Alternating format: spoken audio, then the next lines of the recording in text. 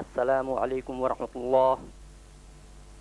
یہ عظیم الشان جلسہ بنام جشن تاجدار مدینہ شہر پونا میں اشرفیہ ایجوکیشن ٹرسٹ، وابستگان سلسلہ اشرفیہ اور مرکزی میلاد کمیٹی پونا کے زیر اہتمام منعقد کیا گیا ہے۔ تاجداروں کے تاجدار کی آج بزم کیسے سجی ہے نورانی، غوث اعظم کے لاڈلے آئے، ہاشمی اشرفی ہے نورانی۔ اہل پونا وہ اہل سنت کو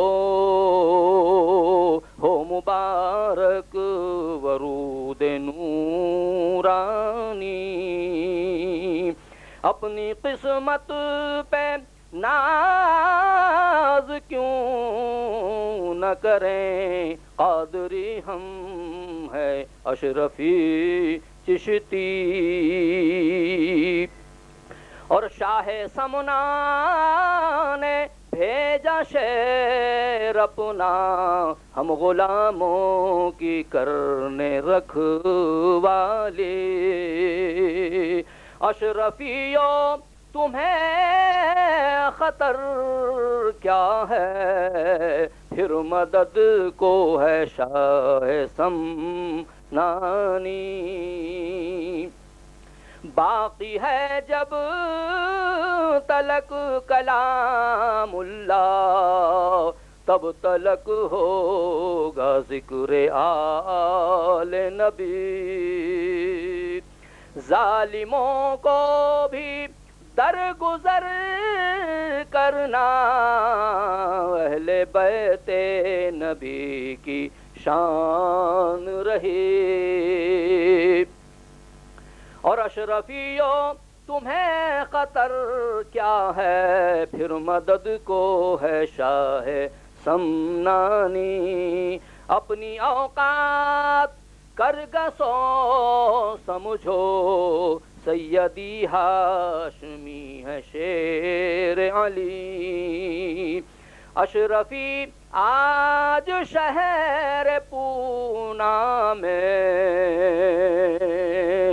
ان کی تقریر ہوگی لاسانی، ان کی تقریر ہوگی لاسانی، اپنی قسمت پہ ناز کیوں نہ کریں قادری اشرفی، اور تاجداروں کے تاجدار کی آج بزم کیسی سجی ہے نورانی۔ اشرفیہ ایجوکیشن ٹرسٹ پونا اور وابستگان سلسلہ اشرفیہ پونا اور مرکزی میلاد کمیٹی پونا آپ تمام حاضرین کا استقبال کرتی ہے، آپ تمام حاضرین کا استقبال کرتی ہے۔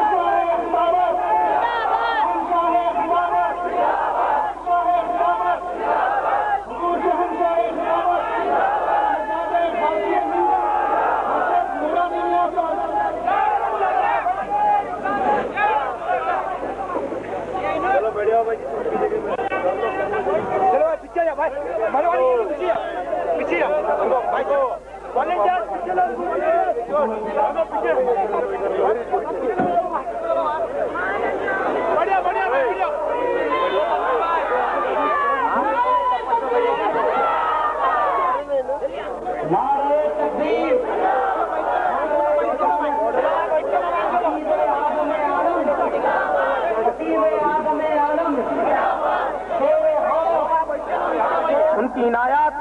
ان کی نوازش ہے کہ آج نہ صرف ہمیں حضور غازی ملت کو سننے کا موقع مل رہا ہے بلکہ ساتھ ہی ساتھ آپ کے صاحبزادہ گرامی کو بھی ہمیں اور آپ کو سننے کا موقع ملے گا۔ قبل اس کے کہ میں حضرت کو زحمت دوں، آئیے ہم اور آپ ایک مرتبہ پھر نعت پاک سنیں اور نعت پاک پڑھنے کا شرف حاصل کریں گے۔ حضرت حافظ قاری غلام دستگیر صاحب قادری، میں ان سے گزارش کرتا ہوں تشریف لائے، نعت پاک پیش کرنے کا شرف حاصل کریں۔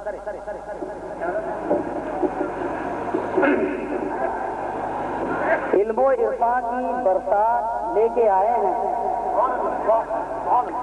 علم و عرفان کی برسات لے کے آئے ہیں، رب کعبہ کی عنایات لے کے آئے ہیں۔ سبحان اللہ۔ علم و عرفان کی برسات لے کے آئے ہیں، رب کعبہ کی عنایات لے کے آئے ہیں، دیکھیے کس کے مقدر میں ہے کتنا حصہ، دیکھیے دیکھیے دیکھیے کس کے مقدر میں ہے کتنا حصہ، ہاشمی اشرفی سوغات لے کے آئے ہیں۔ سبحان اللہ، سبحان اللہ۔ دیکھیے کس کے مقدر میں ہے کتنا حصہ، ہاشمی اشرفی سوغات لے کے آئے ہیں۔ درود پاک کا نذرانہ پیش فرمائیں۔ اللہم صلی علی سیدنا و مولانا محمد و آلہ و صحبہ مبارک وسلم علیہ۔ امام المتکلمین حضور سیدی و سندی محدث اعظم ہند رحمۃ اللہ تعالی علیہ،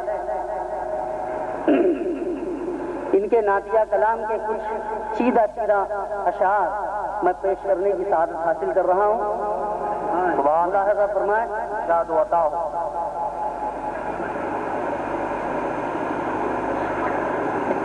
دو جہاں میں دھوم ہے،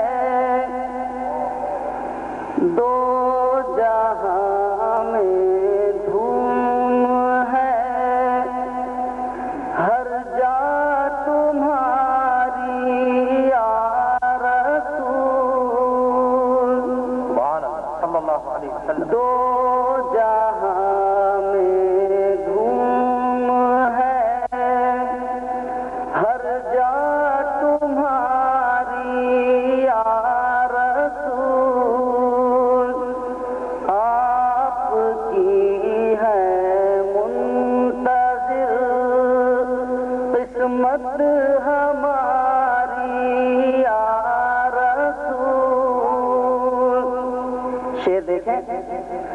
فرش کس کا آپ کا ہے، عرش کس کا آپ کا،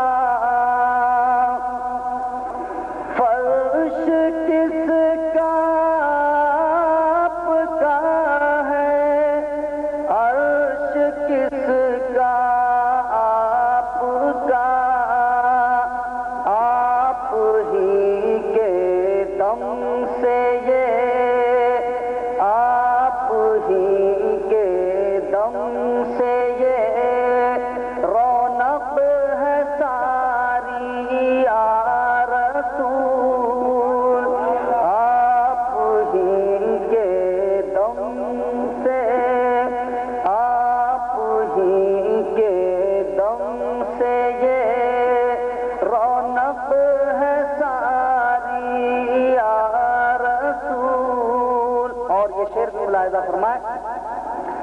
اللہ اللہ آپ کا دیدار ہے، دیدار حق، اللہ اللہ آپ کا دیدار ہے، دیدار حق، آپ کا دربار ہے، در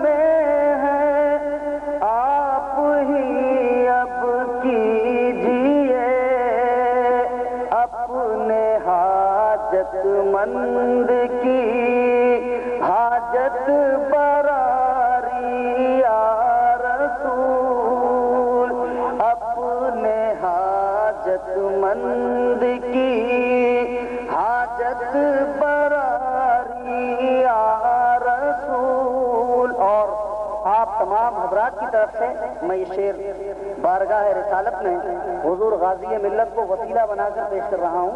ارشاد ہو. خواب میں ہی کیجئے بیدار قسمت کو میری، خواب میں ہی کیجئے بیدار قسمت کو میری، رحم کے قابل ہے میری، رحم کے قابل ہے میری دل فگاری یا رسول، رحم کے قابل ہے میری دل فگاری یا رسول، یا رسول اللہ دہائی ہے دہائی آپ کی،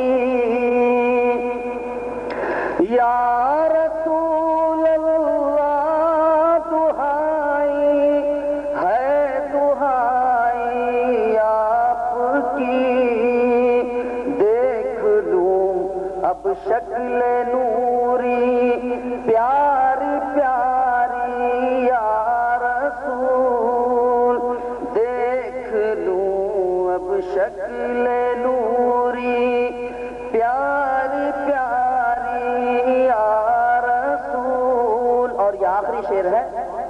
میرے سر پر پنجے دستے کرم رکھ دیجئے، میرے سر پر پنجے دستے کرم رکھ دیجئے، نہر رحمت کی ہوئی تھی جن سے جاری یا رسول، نہر رحمت کی ہوئی تھی جن سے جاری یا رسول. اور یہ مقطع ہے. آپ کے در پر ہے حاضر مثل سید بے شمار، آپ کے در پر ہے حاضر مثل سید بے شمار، ترکیو رومیو ہندی یو بخاری یا رسول، ترکیو رومیو ہندی یو بخاری یا رسول، آپ کی ہے منتظر قسمت ہماری یا رسول. السلام علیکم. مجمع میں جہاں کہیں جناب حکیم فرید صاحب موجود ہوں، ان سے گزارش ہے کہ اسٹیج پر تشریف لے آئے. جناب حکیم فرید صاحب. حاضرین گرامی، اب آپ کے سامنے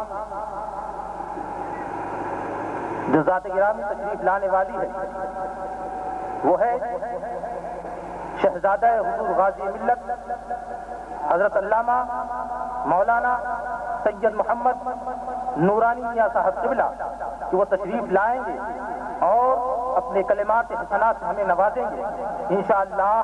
میرا یہ دعویٰ ہے، میرا یہ یقین ہے، حق یہ ہے کہ میرا یہ ایمان ہے کہ ان کا خطاب سننے کے بعد ہم آپ سبھی مل کر یہ شعر پڑھنے پر مجبور ہو جائیں گے کہ علی کا گھر بھی کیا گھر ہے، اس گھر کا ہر ایک بچہ جہاں پیدا ہوا شیر خدا معلوم ہوتا ہے. نعرہ لگائے، نعرہ تکبیر، نعرہ رسالت، نعرہ رسالت.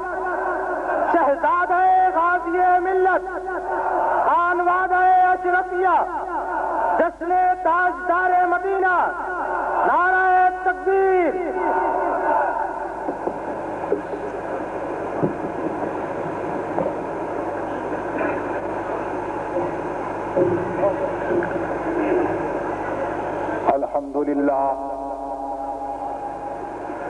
الحمد لله رب العالمين والصلاة والسلام على أشرف الأنبياء والمرسلين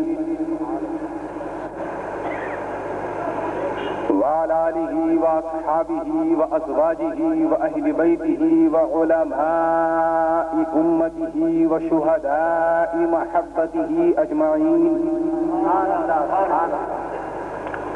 أما بعد فأعوذ بالله من الشيطان الرجيم. بسم الله الرحمن الرحيم.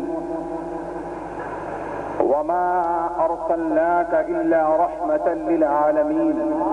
صدق الله العلي العظيم وبلغنا رسوله النبي الأمين الكريم ونحن على ذلك لمن الشاهدين والشاكرين والحمد لله رب العالمین. بارگاہ رسالت میں درود پاک کا ہدیہ پیش کریں. اللهم صل علی سیدنا مولانا محمد وعلى آل سیدنا مولانا محمد کما تحب وترضى بأن تصلي عليه صلاة وسلام عليك يا رسول اللہ. ایک مرتبہ اور ہدیہ صلاۃ پیش فرما لیں. اللهم صل علی سیدنا جد الحسن والحسین وعلى آل سیدنا جد الحسن والحسین. نبی اور آل نبی پر ایک مرتبہ اور باواز بلند صلی اللہ علی النبی امی والہ صلی اللہ علیہ وسلم. صلو علیہ صلاۃ وسلام علیک یا رسول اللہ صلی اللہ تعالی علیہ وسلم. عزیزان محترم، اسٹیج پر موجود تمام علماء، مشائخ اور تمام حاضرین جو یہاں تشریف لائے، سرزمین پونا پر یہ میرا پہلا اتفاق ہے، پہلی آمد ہے، اور آنے کے بعد آج آپ کے سامنے تقریر کرنے کا بھی موقع ملا. ویسے میرے بعد جس عظیم الشان خطیب کی خطاب کو آپ کو سماعت فرمانا ہے، جسے دنیا شہزادہ حضور محدث اعظم ہند خطیب العالم غازی ملت حضرت علامہ الحاج الشاہ سید محمد ہاشمی میاں شرفی الجیلانی کے نام سے جانتی اور پہچانتی ہے، اصل انہی کی تقریر ہے. مجھے تو یوں سمجھ لیجئے کہ میں آنے والے خطیب کی تمہید بن کر آیا ہوں. سبحان اللہ. حضرات، میں نے جس آیت کریمہ کی تلاوت کا شرف حاصل کیا وہ قرآن پاک کی نہایت مشہور و معروف آیت ہے، جس کا سیدھا اور سلیس ترجمہ یہ ہے کہ اے محبوب، ہم نے نہیں بھیجا آپ کو، اے نبی ہم نے آپ کو نہیں بھیجا مگر عالمین کے لیے رحمت بنا کر. وما ارسلناک الا رحمۃ للعالمین. اے محبوب ہم نے آپ کو نہیں بھیجا مگر عالمین کے لیے رحمت بنا کر. اس میں دو لفظ ہے جس کا سمجھنا بہت ضروری ہے. ایک ہے رحمت اور ایک ہے عالمین. کیونکہ اگر آپ نے رحمت اور عالمین کو سمجھ لیا تو اس میں جو معنی ارسال ہے، جس کے معنی بھیجنا کے، وہ خود بخود سمجھ میں آ جائے گا. یہ بات تو پوری طرح طے ہے. تقریباً ہر سنی صحیح العقیدہ مسلمان اس بات کو جانتا ہے اور مانتا ہے کہ قرآن پاک کی اس مشہور آیت میں رحمت للعالمین سے مراد سرکار دو عالم صلی اللہ علیہ وسلم کی ذات مبارک ہے. تو اب جب یہ بات پوری طور پر ذہن نشین ہے کہ رحمت للعالمین سے مراد سرکار کی ذات ہے، تو یہ رحمت للعالمین ہے کیا؟ رحمت للعالمین کہتے کسے ہیں؟ اسے کہنے کی ضرورت کیا تھی؟ اس کا سمجھنا سب سے زیادہ ضروری ہے.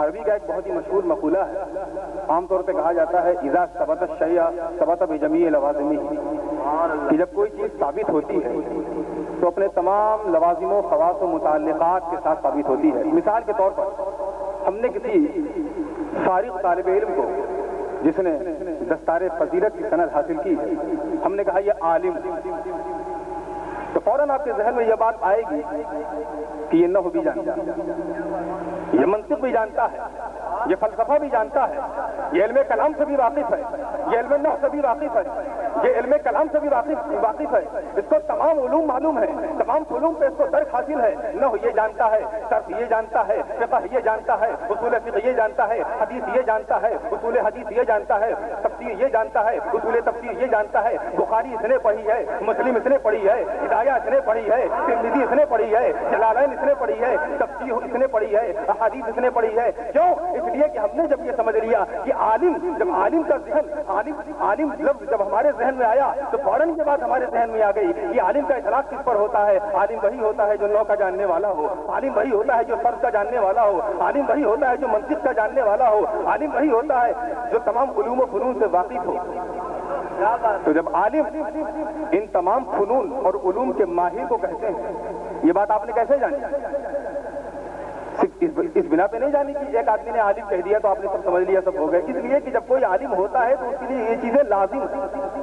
ایسا نہیں کہ آپ قرآن کا حفظ کر لیے اور بعد میں آپ کے ٹائٹل میں لگ گئے عالم تو آپ عالم ہو گئے۔ ایسے بہت سارے عالم آپ کو ملیں گے، میں ان عالموں سے مخاطب نہیں ہوں، میں صرف یہ بات کہنا چاہتا ہوں کہ وہ عالم کہ جو آپ کے سامنے آیا، آپ نے سمجھ لیا کہ ہاں اس نے دستار فضیلت حاصل کی، آپ کا ذہن فوراً اس بات کی طرف جائے گا، متبادر ہوگا کہ اس نے نحو بھی پڑھی ہے۔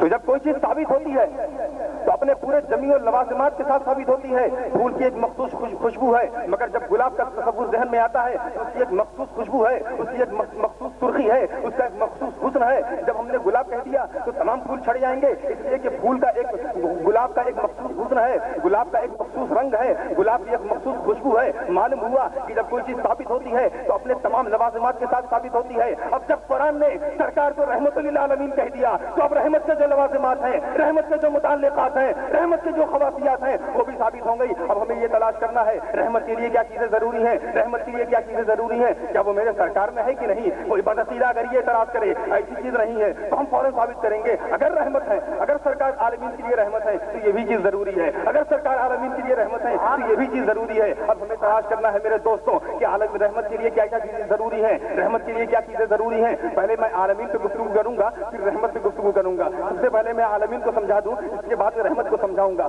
عالمین کہتے ہیں دونوں جہان کو، کئی عالم کو ملا لیجیے تو عالمین بنتا ہے۔ زمین کا عالم، زماں کا عالم، مکی کا عالم، مکاں کا عالم، یہ جب تمام عالمین کو آپ نے اکٹھا کیا، تمام عالم کو جب اکٹھا کیا تو ایک عالمین بنتا ہے۔ اور سرکار نے فرمایا ارسلت الی الخلق کافہ، میں تمام مخلوق کے لیے بھیجا گیا ہوں۔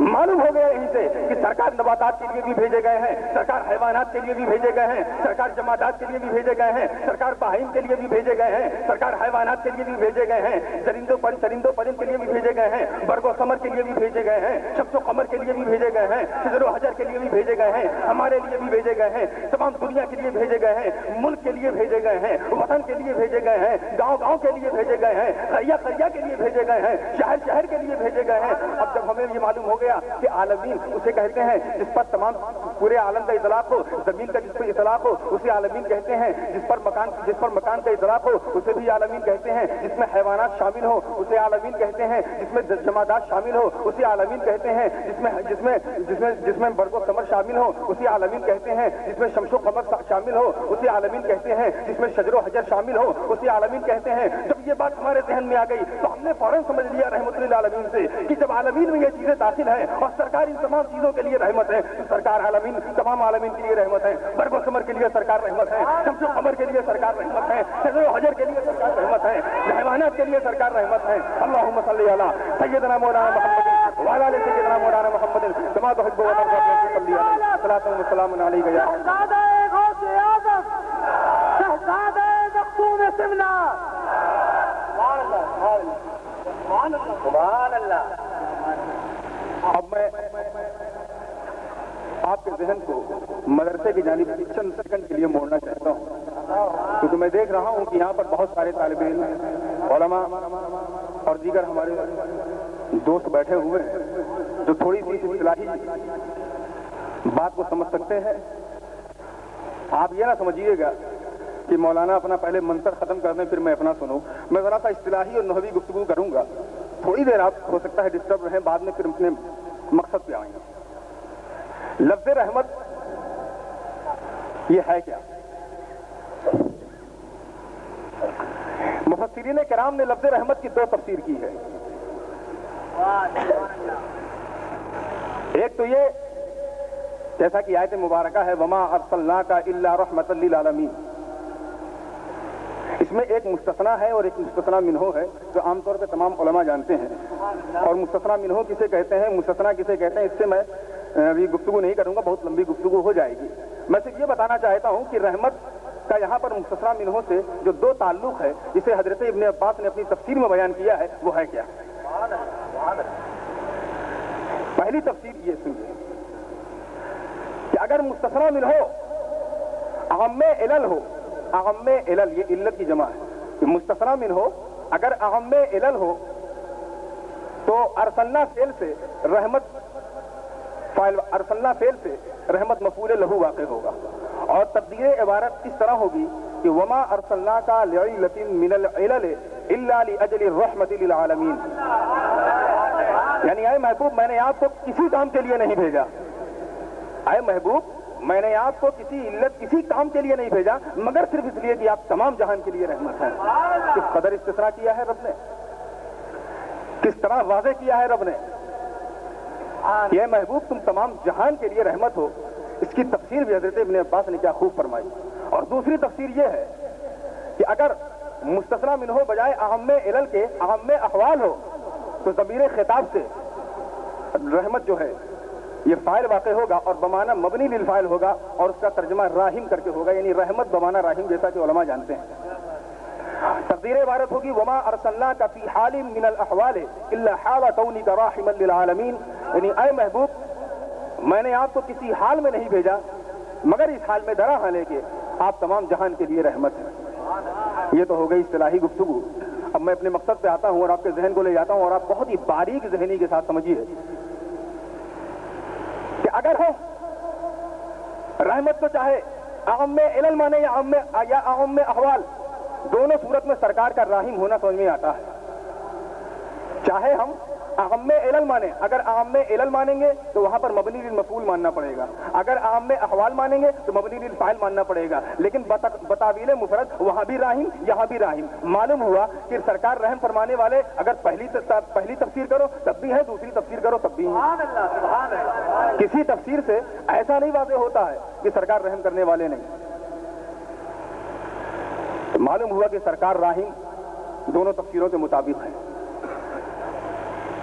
تو جب سرکار کا راحم ہونا قرآن کی روشنی سے ثابت ہو گیا, تفاسیر کے مطالعے سے جب سرکار کا راحم ہونا ثابت ہو گیا, تو اب راحم کے لیے کیا کیا چیزیں ضروری ہیں, اس کے کیا متعلقات ہیں, اس کی کیا ضروریات ہیں, اس کے کیا لوازمات ہیں, اس کے کیا مناسبات ہیں, وہ بھی واضح ہو جائیں, تاکہ یہ معلوم ہو جائے آپ کو کہ رحم کرنے کے لیے جو چیزیں ضروری ہیں وہ میرے آقا میں ہے یا نہیں. تو کان کھول کر کے سن لیجئے کہ رحم کرنے کے لیے 4 چیزوں کا ہونا ضروری ہے. سب سے پہلی بات تو یہ ہے کہ راحم جس پر رحم کرے, یعنی رحم کرنے والا جس پر رحم کرے, مرحوم پر رحم ہوتا ہے, مقتول پر رحم نہیں ہوتا. اس لیے ہم لوگ مرحوم پر جو رحم کرتے ہیں, جو ایصال ثواب کرتے ہیں, یہ مقتول سمجھ کے نہیں کرتے, مرحوم سمجھ کے کہتے ہیں. اسی لیے ہم یہ کہتے ہیں مرحوم ہو گئے, مر گئے نہیں کہتے. تو راحم جب مرحوم پہ اپنا رحم کرتا ہے تو راحم کے لیے ضروری ہے کہ وہ زندہ ہو. اب ظاہر سی بات ہے, آپ میرے پاس آئے, آپ نے کچھ مجھ سے مدد طلب کی, کہا مجھے 5 روپے دے دیجئے. اب اگر میں زندہ نہ رہتا تو کیا میں آپ کو 5 روپے دینے کی صلاحیت رکھتا؟ معلوم ہوا کہ رحم کرنے کے لیے زندہ ہونا ضروری, رحم کرنے کے لیے زندہ ہونا ضروری. اب یہیں سے ہمارا مسلک پورے طور پر واضح ہو گیا کہ ہم اولیاء کے مزار پہ جو جاتے ہیں وہ زندہ سمجھ کے جاتے ہیں, اور اصلیہ کے مزار پہ جو جاتے ہیں وہ زندہ سمجھ کے جاتے ہیں, نبیین کے مزار پہ جاتے ہیں.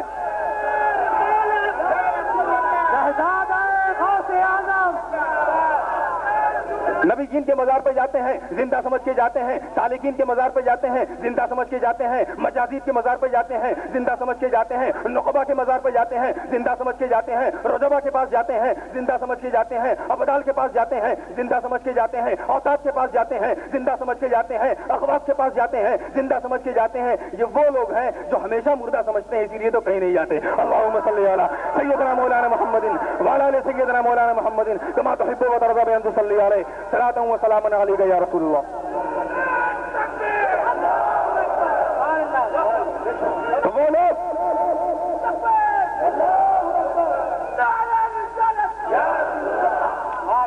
लोग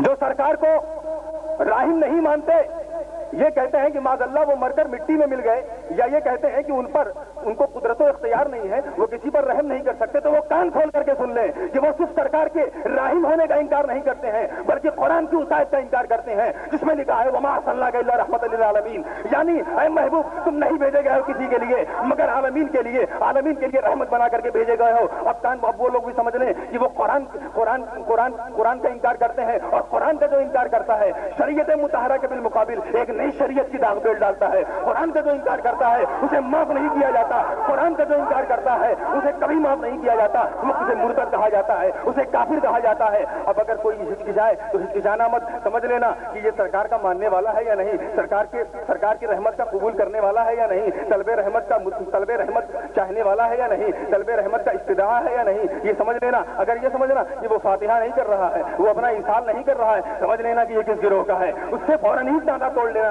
इसलिए कि वो सिर्फ सरकार का ही गुस्ताख नहीं, वो रब्बुल जलाल का गुस्ताख है, उसने कुरान का इंकार किया है, और रब्बुल जलाल के गुस्ताख के लिए कुरान इस्लाम में सिर्फ एक जबान है कि वो काफिर है। अल्लाहुम्मा सल्ली अला सय्यदना मौलाना मुहम्मदिन व अला आलि सय्यदना मौलाना मुहम्मदिन कमा तुहिब्बु व तर्ज़ा बि अन तुसल्ली अलैहि सलातन व सलामन अलैका या रसूलल्लाह। ये तो हो गई पहली कि रहम करने के लिए राहिम का जिंदा होना जरूरी है, क्योंकि अगर राहिम जिंदा नहीं हुआ तो जाहिर सी बात है वो रहम कर ही नहीं सकता।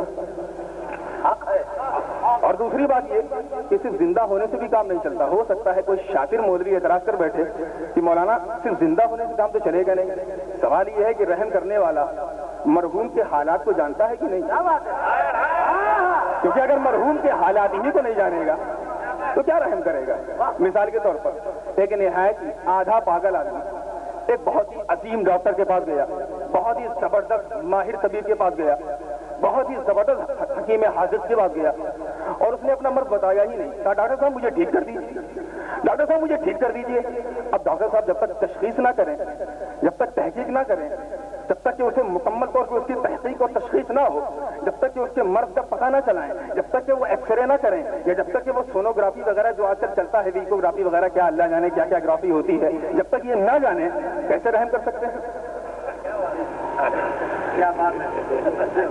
तो रहम करने के लिए मरहूम के हालात का जानना भी जरूरी है। ये बात आप ज़हन में रखिए और मेरी गुफ्तगू को बगौर समाती।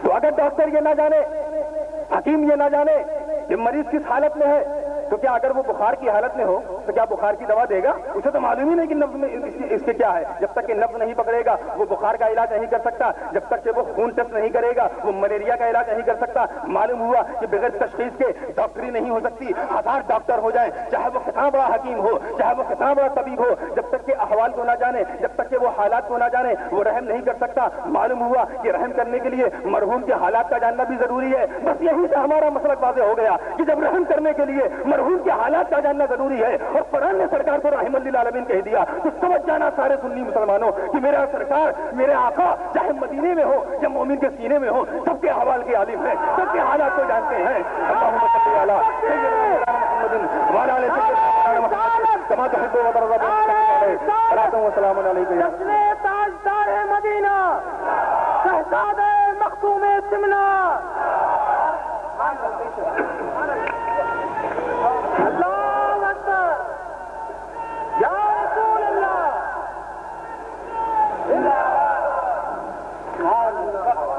ये तो हो गई दो बात। और तीसरी बात भी बड़ी लतीफ है, क्योंकि कुछ इनसे भी चालाक मौलवी होते हैं, वो कुछ और बढ़ चढ़ के इतराज करते हैं।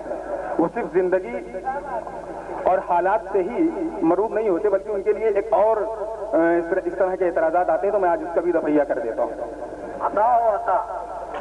کہتے کیا ہیں کہ صرف زندہ ہونے سے کام نہیں چلتا. میں نے کہا چلو وہ بھی تمہارا جواب دے دیا میں نے حالات جان کر. کہا نہیں اس سے بھی کام نہیں چلتا. میں نے کہا کیوں؟ کہا جب تک کہ راحم مرحوم تک اپنی قدرت و اختیار نہ رکھے, وہاں تک رحم کرنے کی صلاحیت و قدرت نہ رکھے, تب تک وہ کہاں راحم ہوا. میں فوراً چونکا. میں نے کہا واقعی اعتراض تو قابل غور ہے, مگر ہمارے سنی علماء پر بھی قربان جاؤ, ان کے اعتراضات کی ایسی ایسی دھجیاں اڑائی ہیں کہ ان کا بھی پتہ نہیں. کیا بات ہے؟ کہتے ہیں کہ صرف زندہ ہونے سے کام نہیں چلتا. میں نے اس کو بھی واضح کیا. صرف حالات کے جاننے سے کام نہیں چلتا. میں نے اس کو بھی واضح کیا. اور جب تیسرا اعتراض یہ کرتے ہیں کہ قدرت و اختیار ہو, مرحوم تک راحم کو اپنی رحمت پہنچانے کی قدرت بھی ہو اور اختیار بھی ہو. میں نے اس کو اس کے سامنے ایک مثال پیش کی. میں نے کہا سنو, اگر تمہارے پاس تمہارا کوئی اپنا بڑا خاص دوست ہو جو سجدے پہ سجدہ ساری زندگی سجدہ کرتا رہے, یہاں تک کہ اس کے ماتھے پر بالکل کالا نشان ہو جائے, جس کے زہد و تقویٰ پر تمہارے پورے دارالعلوم کو یقین ہو, ایسا آدمی اگر تمہارے سامنے آ جائے اور کہیں اس کام میں پھنس گیا تو اب سمجھ جائیے کسی کام میں اگر متہم ہو گیا, ہوا تھا کہ نہیں, مطالعہ کیا ہوگا آپ لوگوں نے, تو وہ تو فوراً پھنس جائے گا. اس لیے کہ جب وہ جانتا ہے کہ یہ شخص ہمیشہ نماز پڑھتا ہے, یہ سجدے پہ سجدہ کرتا ہے, روزے پہ روزہ رکھتا ہے, حج پہ حج کرتا ہے, صاحب نصاب ہونے کے بعد زکات دیتا ہے, صاحب استطاعت ہونے کے بعد یہ مسلسل حج بھی کرتا ہے, بہت سارے ثواب کماتا ہے, غریبوں کو کھانا کھلاتا ہے, اس سے تو کبھی صغائر کا ارتکاب نہیں ہوا, کبائر کا کیسے ہو سکتا ہے. مگر اگر کہیں وہ اس میں پھنس جائے تو, کسی گناہ کبیرہ میں پھنس جائے تو وہ جان کر بھی کچھ نہیں کر سکتا. وہ یہ جانتا ہے کہ یہ بے قصور ہے, وہ یہ جانتا ہے اپنی نظر میں, میں سب کی نظر کی بات نہیں کر رہا ہوں, پتہ نہیں کتنوں کی نظر میں وہ قصوروار ہوں, وہ یہ جانتا ہے کہ میری نظر میں وہ بے قصور ہے, مگر پھر بھی اپنی قدرت نہیں پہنچا سکتا. اس لیے کہ راحم کو مرحوم تک اپنی قدرت و اختیار حاصل نہیں ہے رحمت پہنچانے کی.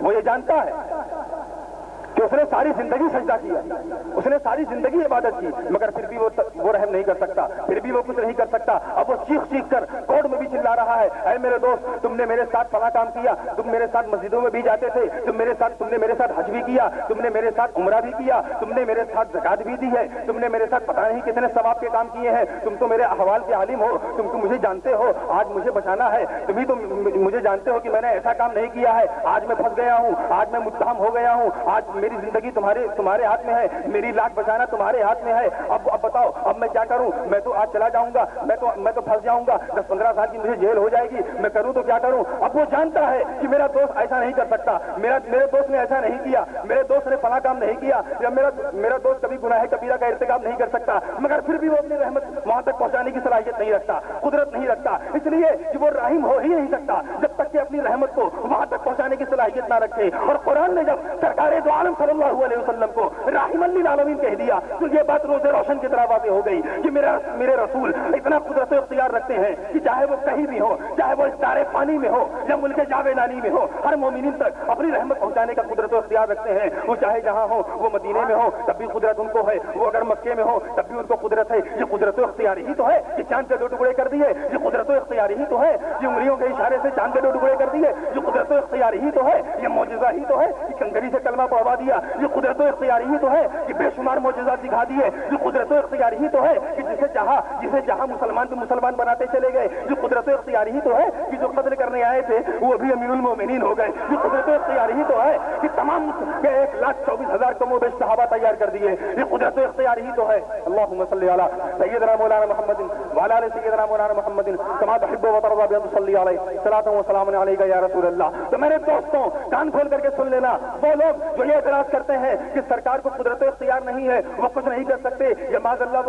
وہ تو مدینے میں ہے, وہ یہاں تک کچھ نہیں کر سکتے, جیسے जैसा करते जाओ वैसा होता जाएगा, उनसे कुछ नहीं बनेगा, तो कह देना उनसे कि या तो तुम कुरान के मुनकिर हो या उनसे कह देना कि तुम सिर्फ सरकार के मुनकिर नहीं हो, सिर्फ उन्हीं के गुस्ताख नहीं हो, बल्कि तुम कुरान के मुनकिर हो, कुरान के गद्दार हो, कुरान के गुस्ताख हो। और तुम सुन लेना कान खोल करके कि तुमने सिर्फ सरकार की रहमत का इनकार नहीं किया है, उनके कुदरत और इख्तियार का इनकार नहीं किया है, उनके मोजज़ात का इनकार नहीं किया है, उनके इल्म गैब का इनकार नहीं किया है, बल्कि बलफ़ दीगर तुमने कुरान का इनकार किया है, कुरान का इनकार किया है। और कुरान के इनकार करने वाले को हम बमागे दौल काफिर कहते हैं, बमागे दौल काफिर कहते हैं। अल्लाहुम्मा सल्ली अला सय्यदना मौलाना मुहम्मदिन व अला सय्यदना मौलाना मुहम्मदिन कमा तुहिब्बु व तर्ज़ा बिन सल्ली अलैहि सलातु व सलामुन अलैका या रसूल अल्लाह।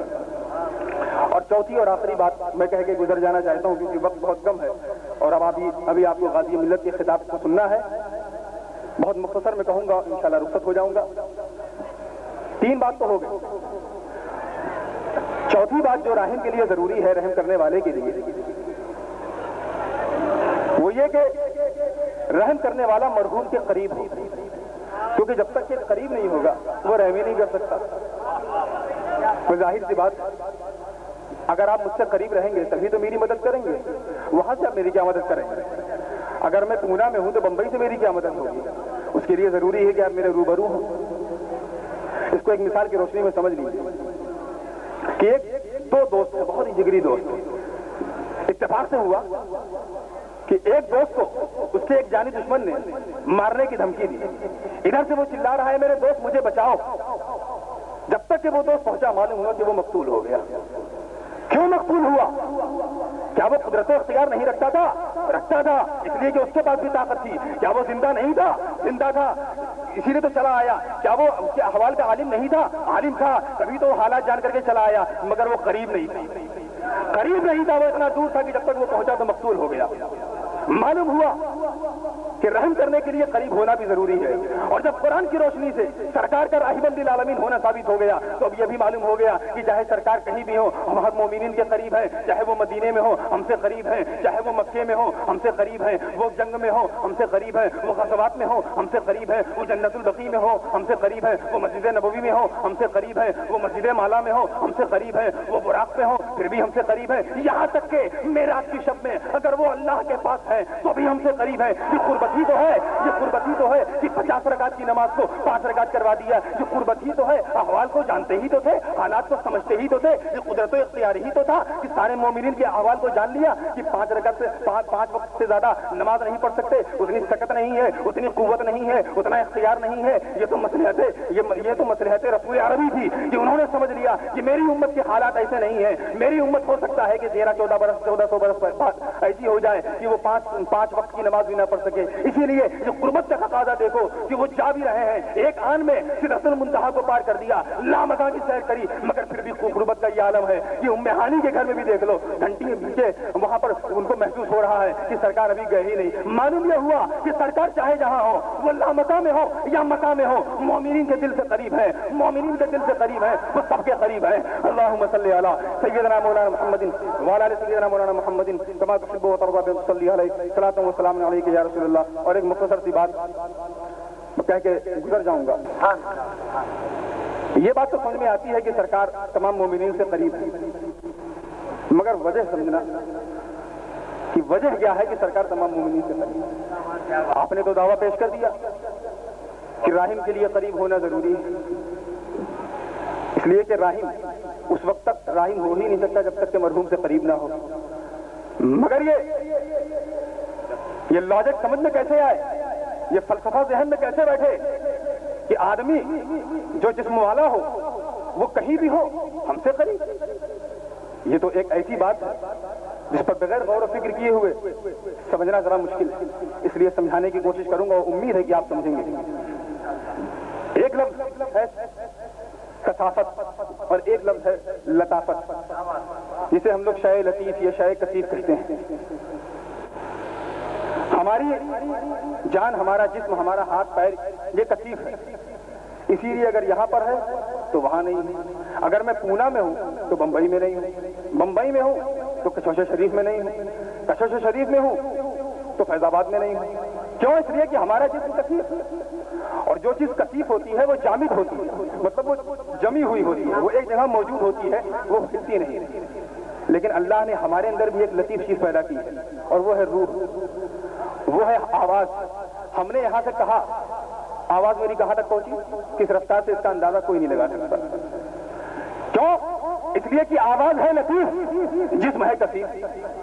تو اگر ایک چیز کثیف ہو اور ایک چیز لطیف ہو تو اس کا سنگم مشکل ہے، اس کا سنگم مشکل ہے، وہ ہر جگہ موجود نہیں ہو سکتا۔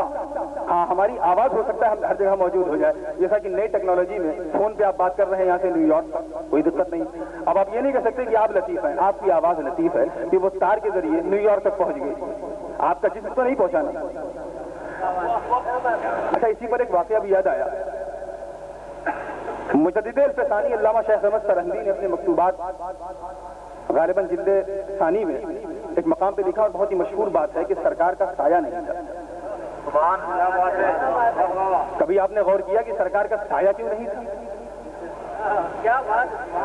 یہ اشعار میں تو سنتے چلے آئے سرکار پہ سایہ، مقررین اپنی تقاریر میں بھی کہتے ہیں سرکار پہ کا سایہ نہیں تھا۔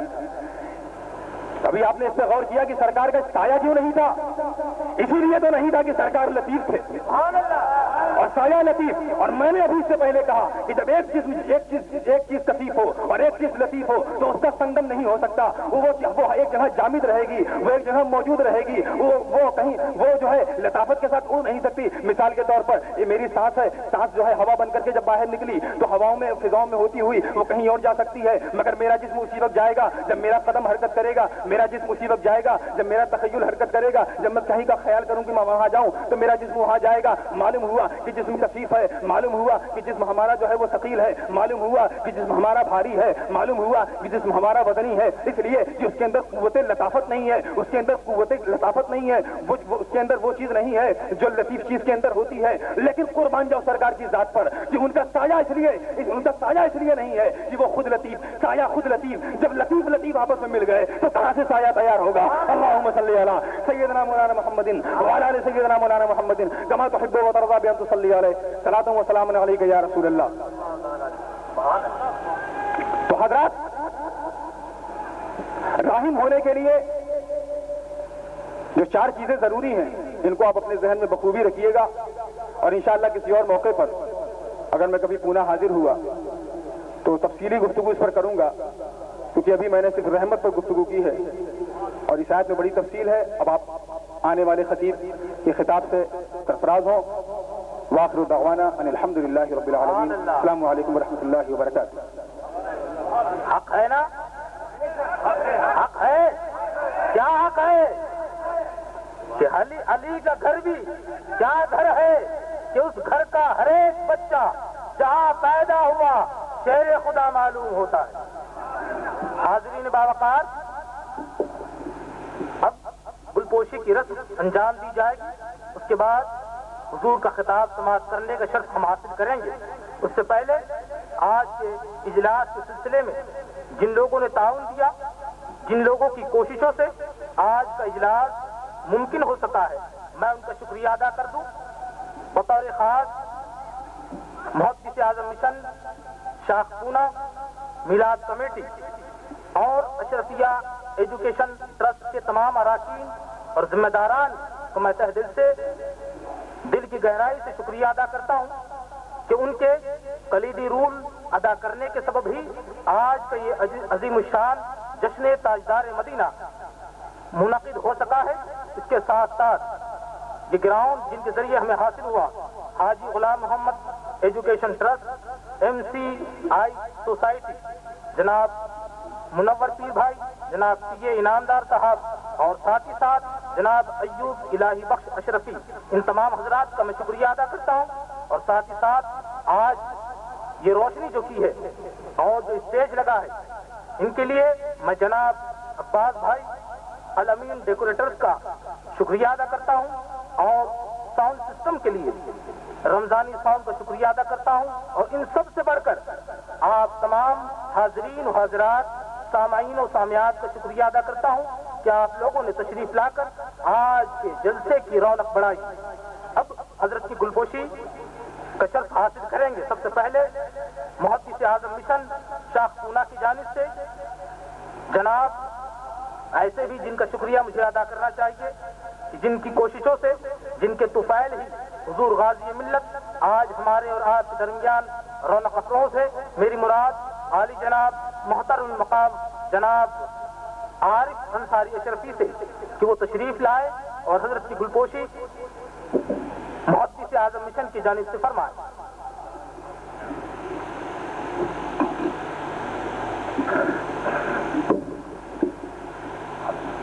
نعرہ تکبیر، نعرہ رسالت،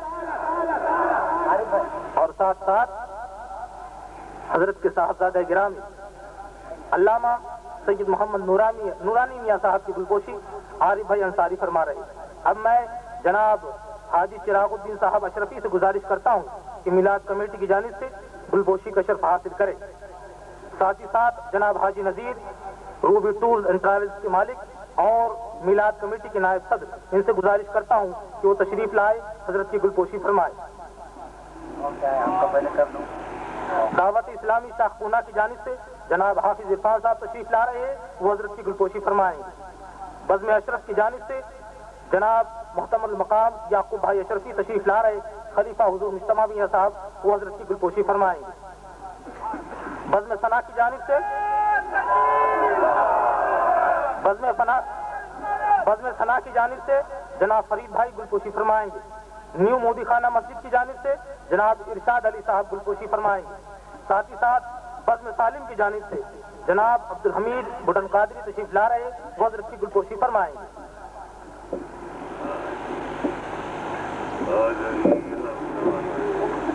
آج کا یہ گنبد خضرا کا خوبصورت ڈیکوریشن جنہوں نے کیا ہے، میری مراد جناب حاجی عبدالرزاق اشرفی سے ہے، تو ان کا بھی میں شکریہ ادا کرتا ہوں کہ انہوں نے اسٹیج کی رونق بڑھائی ہے۔ جناب حاجی عبدالرزاق اشرفی۔ دارالعلوم سید جمال کی جانب سے الحاج حاجی حسن صاحب قریشی قادری حضرت کی گلپوشی فرمائیں گے۔ اعلیٰ حضرت تاج الفضول اکیڈمی کی جانب سے حافظ قاری غلام دستگیر صاحب قادری حضرت کی گلپوشی کا شرف حاصل کریں گے۔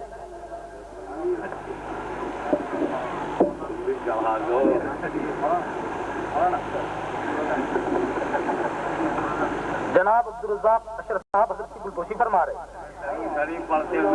اللہم صلی علی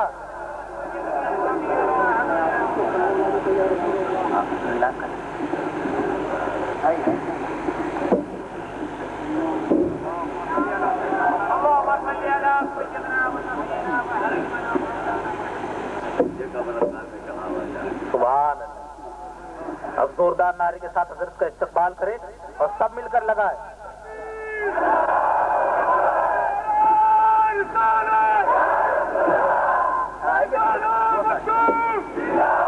نعرہ تکبیر، نعرہ رسالت، نعرہ رسالت، غازی ملت، غازی ملت، شہزادہ مخدوم سمنا، شہزادہ مخدوم سمنا، نعرہ تکبیر، نعرہ رسالت۔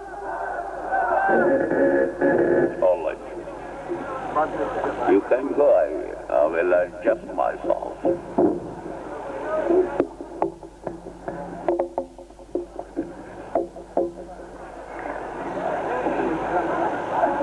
Alhamdulillah. Alhamdulillahi Rabbil Alameen. والصلاة والسلام على سيدنا ومولانا محمدا الذي كان صديقا في تصديقاته عادلا في أحكامه غنيا في أموالي عليا في درجاتي فاطما في تطهيراتي حسنا فی صفاتی شہیدا فی تجلیاتی زین العابدین بعباداتی باقرا فی علم الاولین والآخرین بمعلوماتی صادقا فی اقوالی قاضما فی جمیع احوالی متمکنا فی مقام الرضا جوادا کفہ عند العطاء هادیا الى سبیل النجاة عسکریا مع الغزاة مہدیا الى طریق الیقین غوث العالمین معین الملت والدین اشرف الاولین والآخرین صلوات اللہ وسلامہ علیہ وعلى آلہ وصحابہ وازواجہ وذریاتہ واہل بیتہ وعلماء امتہ وأولياء ملته وشهداء محبته أجمعين أما بعد أعوذ بالله من الشيطان الرجيم بسم الله الرحمن الرحيم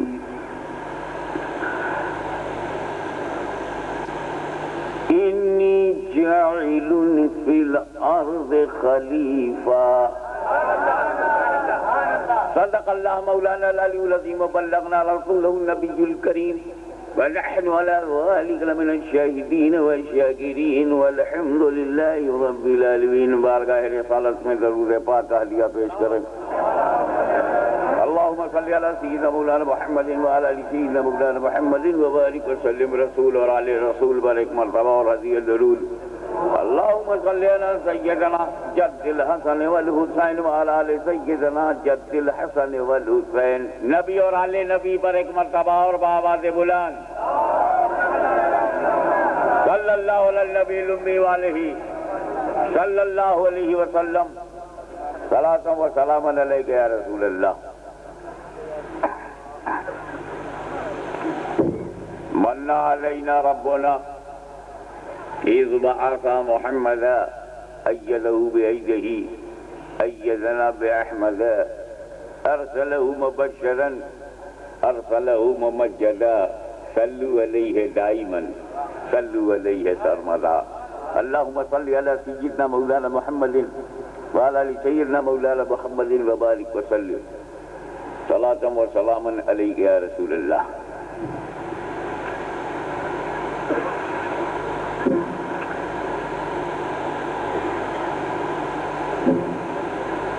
یہ پونا شہر ہے.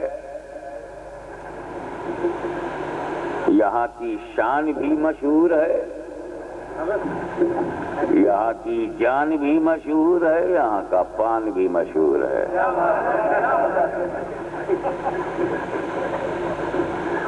غوث العالم محبوب یزدانی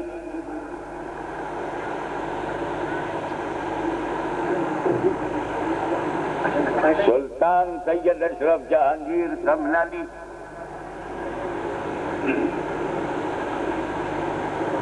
کی راجدھانی ہے. ان کے خلیفہ اجل کا مسکن ہے. سلسلے چشت اہل بہشت کی فیضان کا یہاں دریا بہ رہا ہے. یہاں وہی بن گیا راجہ جس نے چن لیا خواجہ.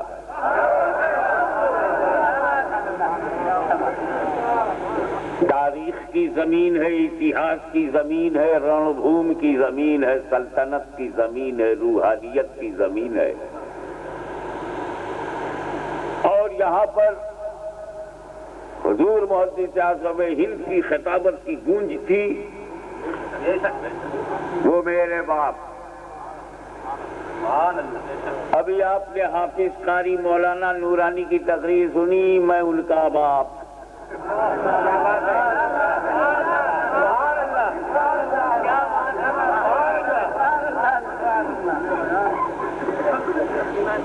یہ بھی خواجہ غریب نواز کی کرامت ہے.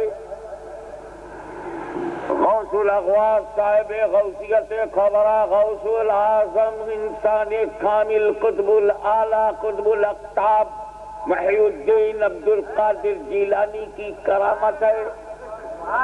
اور یہ ان کے گھرانے ہی کی کرامت ہے کہ کسی گھر میں ایک خطیب پیدا ہوتا ہے، غوث اعظم کے گھر میں مسلسل خطیب پیدا ہوتا ہے.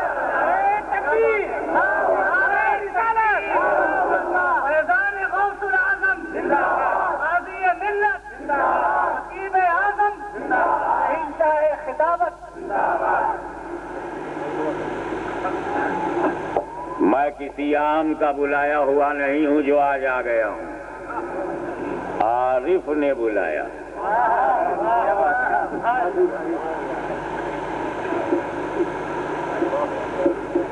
عالم دین کا مقام تو بہت بلند ہے، مگر عالم اگر صرف عالم ہے تو بڑا ڈینجر ہے.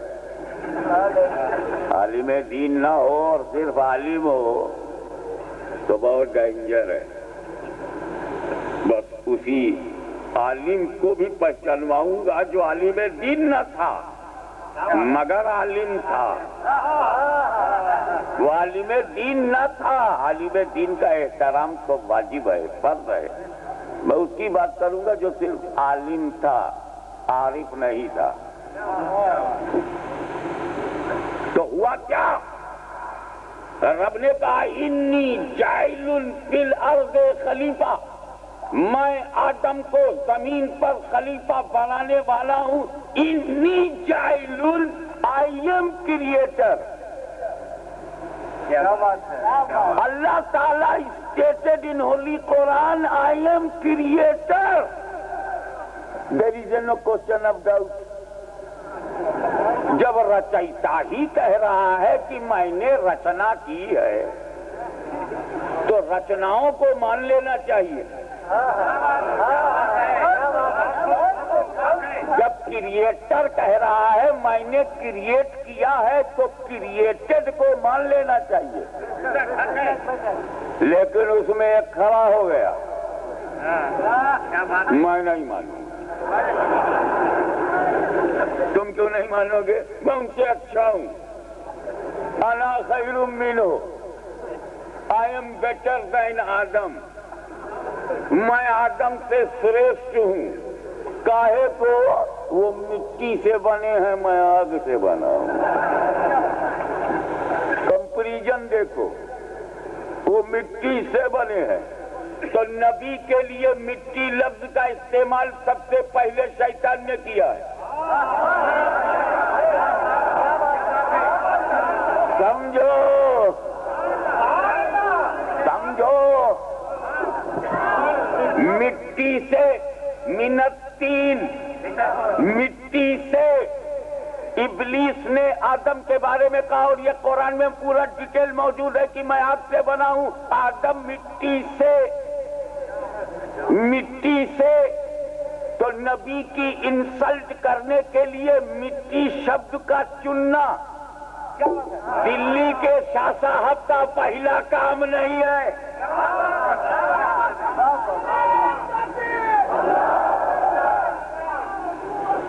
دلی کے شاہ صاحب کی پہلی کوشش نہیں ہے. مٹی لفظ کو ابلیس عربی میں استعمال کر چکا تھا، بے ایمان ہو گیا. انہوں نے اردو میں اس کا استعمال کیا کہ میں مر کر مٹی میں ملنے والا ہوں. رسول مر کر مٹی میں ملنے والے. تو مٹی کا استعمال جب ہندوستان میں ہوا، آسمان پر ہوا، تو خدا نے استعمال کرنے والے کو مردود کر دیا. حق نے مردود کر دیا. اور جب ہندوستان میں یہی لفظ استعمال ہوا تو علامہ فضل حق نے اسے مردود کر دیا.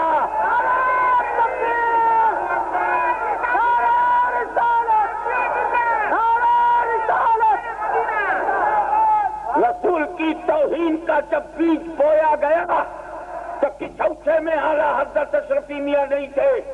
جب بیج بویا گیا تو بریلی میں اعلیٰ حضرت فاضل بریلوی نہیں تھے. جب پہلی مرتبہ کفر کا بیج ڈالا گیا تو مارا مطہرہ میں سیدنا علیہ رسول نہیں تھے. میرے دوستو، پہلا بیج ڈالنے والی ذات کے مقابلے میں جو ذات آئی ہے اس کو استاذ الاساتذہ علامہ فضل حق خیر آبادی کہتے ہیں. حق نے جنت سے نکال دیا، فضل حق نے اسلام سے نکال دیا. نعرہ تکبیر، نعرہ رسالت، غازی ملت. اس لیے سنیوں، اختلاف کو کچھوچے سے مت جوڑو، بریلی سے نہ جوڑو، بدایوں سے نہ جوڑو. یہ لڑائی تو دلی میں شروع ہوئی ہے، دلی ہی میں دفنا دی گئی. ہم نے تو صرف ساتھ دیا ہے. ہمارا امام، سنیت کا امام تو فضل حق ہے. فضل حق ہے، فضل حق ہے، اور اس کے داہنے بازو کا نام فضل رسول ہے. تو جس کے ساتھ فضل حق ہو، فضل رسول ہو، اسی کے ساتھ آل رسول ہو. یہ ہے ہمارا روحانی گٹھبندھن، یہ ہماری اسپریچول یونٹی. تو انکار کر دیا. اچھا یہ بتائیے، پونا میں پہلی بار آیا ہوں، چاہتا ہوں وہ بات کروں کہ کسی کا دل نہ دکھے، کیونکہ میں خود ہی دکھ لیے بیٹھا ہوں. دوسروں کو میں تو دل کو توڑنے پر وشواس نہیں کرتا، دل کو جوڑنے کا کام کرتا ہوں. لیکن شیطان کے بارے میں میرا خیال یہ ہے کہ اگر میں شیطان کے خلاف کچھ بولوں گا تو کسی کو برا نہیں لگے گا، کیونکہ شیطان تو سبھی کا دشمن ہے. ان الشیطان للانسان عدو مبین. No doubt shaitan is the open enemy of all mankind. نسندیہ شیطان مانو جاتی کا کھلا شترو ہے. تو جب یہ انسانوں کا دشمن ہے تو جو بھی انسان ہوگا اس کا تو دشمن ہوگا. میں انسانوں میں بول رہا ہوں، آپ کے دشمن کے خلاف بول رہا ہوں تو آپ کو برا نہیں لگے گا. اور مسلمان کو کاہے کو برا لگے گا؟ مسلمان تو قرآن شریف بعد میں پڑھتا ہے، اعوذ باللہ من الشیطان الرجیم پہلے پڑھتا ہے. جب شیطان کو رجیم کہہ لیتا ہے تب اللہ کو رحمان و رحیم کہتا ہے. یہ مسلمان تیری یہ کیا اسٹائل ہے؟ بسم اللہ الرحمن الرحیم بعد میں، اعوذ باللہ من الشیطان الرجیم پہلے. شیطان رجیم کا ذکر تو پہلے کرے، اللہ کو رحمان و رحیم بعد میں کہتا ہے. کیوں؟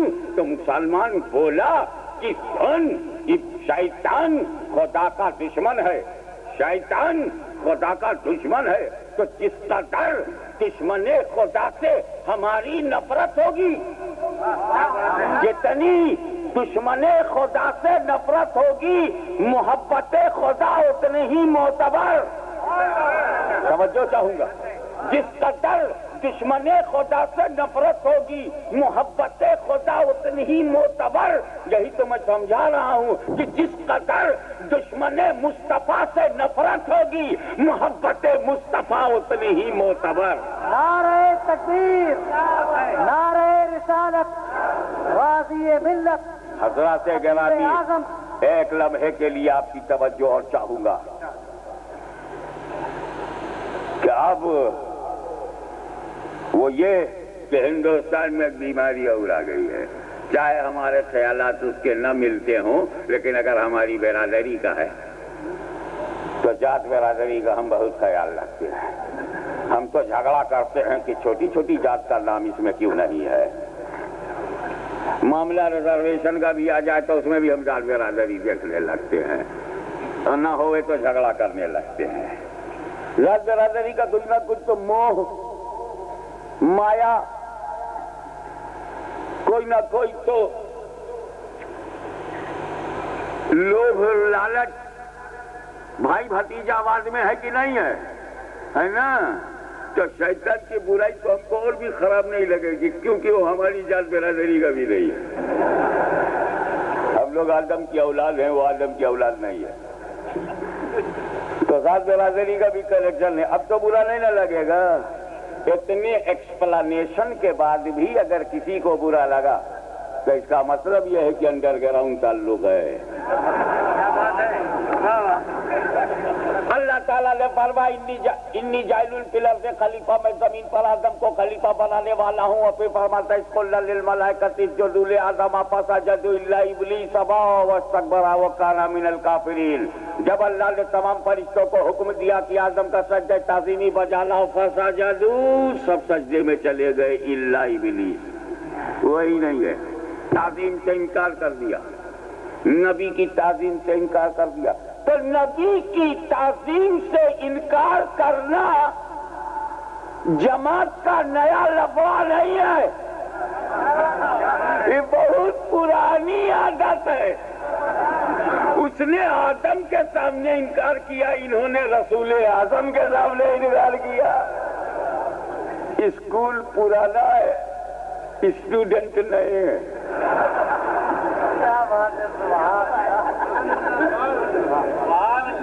استاد نے پہلے انکار کیا ہے، شاگردوں نے بعد میں، مگر دونوں کے انکار میں فرق ہے.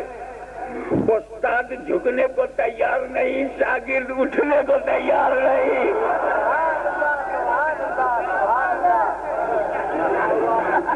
طریقہ بدل گیا.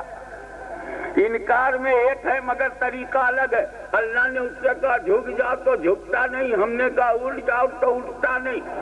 طریقہ بدل گیا مگر طریقہ بدلنے سے دفعہ نہیں بدلتی. طریقہ بدلنے سے دفعہ نہیں بدلتی. اگر اللہ نہ کرے کوئی کسی کو مارے، ہمارے دیش میں شانتی ہو، امن ہو، سکون ہو، میری دعا ہے، میری چاہت ہے، میرا میسج ہے، میرا پیغام ہے. لیکن اگر کوئی بدقسمتی سے کسی کو مار دے گا، قتل کر دے گا، تو انڈین پینل کوڈ میں اسے 302 کہتے ہیں. 315 سے مارو تو 302 ہے، 12 بور سے مارو تو 302 ہے، 303 سے مارو تو 302 ہے، ریوالور سے مارو تو 302 ہے، پسٹل سے مارو تو 302 ہے، کرولی سے مارو تو 302 ہے، چاقو سے مارو تو 302 ہے، پٹک کے گردن دبا کے مارو تو 302 ہے. طریقہ بدلنے سے دفعہ نہیں بدلتی.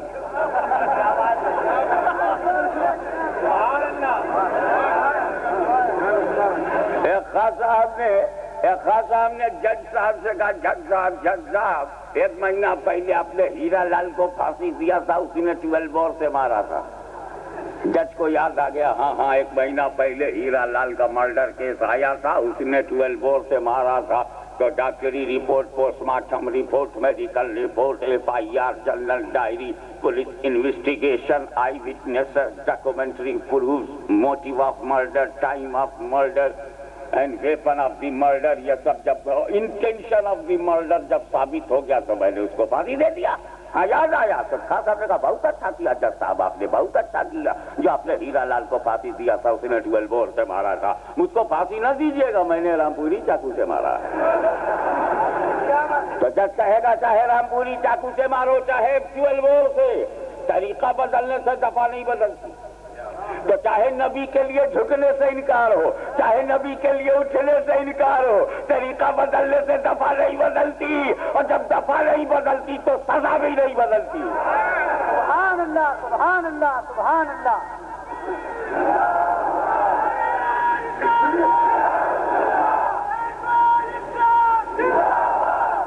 ایک بات اور عرض کروں گا، وہ کوئی ایسا ویسا نہیں تھا، بہت بمبئی کی بولی میں بہت دھانسو تھا، بہت ویلو تھی، بہت بڑا اسکالر تھا. He was well educated and some people say that he was a teacher of angels. عوام ملائکہ کو پڑھاتا تھا.